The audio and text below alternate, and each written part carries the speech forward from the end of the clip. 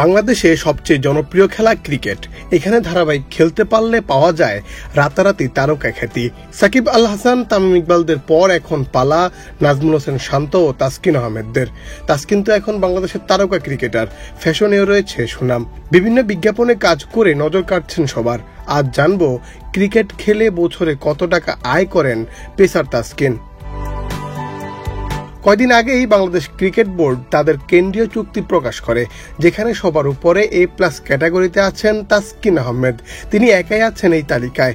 A+ ক্যাটাগরিতে থাকা তাসকিন প্রতি মাসে চুক্তি অনুযায়ী পাবেন 10 লাখ টাকা করে। এছাড়াও প্রত্যেকটি আন্তর্জাতিক ম্যাচ খেলার জন্য পাবেন ম্যাচ ফি। এটি যদিও চুক্তির বাইরে থাকা ক্রিকেটাররা খেললেও পাবেন। ম্যাচ ফি কত হবে তা আনুষ্ঠানিকভাবে বিসিবি না জানালেও বিসিবির এক সূত্রে জানা যায় সব ফরম্যাটেই ম্যাচ ফি বাড়ানোর সিদ্ধান্ত নিয়েছে বিসিবি। এই বছর থেকে প্রতিটি টেস্ট ম্যাচের জন্য 8 লাখ, ওয়ানডের জন্য 4 লাখ ও টি-20-র জন্য 2,50,000 টাকা করে পাবেন ক্রিকেটাররা। স্বাভাবিকভাবেই কৌতূহল জাগতে পারে সব মিলিয়ে কেমন আয় করেন তাসকিন। শুধু বেতন থেকে তাসকিন বছরে পান 1,20,00,000 টাকা।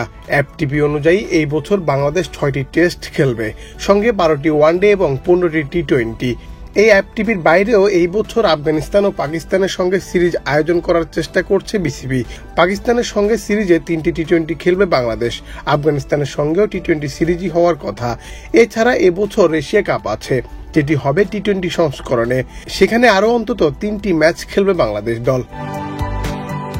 এবছর এফটিপি অনুযায়ী যদি সব ম্যাচ খেলেন তাসকিন, তাহলে টেস্ট থেকে 48 লাখ, ওডিআই থেকে 48 লাখ ও টি-20 থেকে 45 লাখ টাকা পাবেন তাসকিন। বেতন ও ম্যাচ ফি সহ তাসকিন বছরে জাতীয় দল থেকে আয় করেন 2,61,00,000 টাকা। এবছর বিপিএলে 60 লাখ টাকায় দুর্বার রাজশাহীতে খেলেন তাসকিন। এছাড়াও ডিপিএলে মোহামেডানের হয়ে খেলছেন তিনি, যেখানে ক্লাবটি তাকে 50 লাখের আশেপাশে খরচ করেছে। তার মানে ঘরোয়া লিগ থেকে তাসকিনের আয় 1,10,00,000 মতো।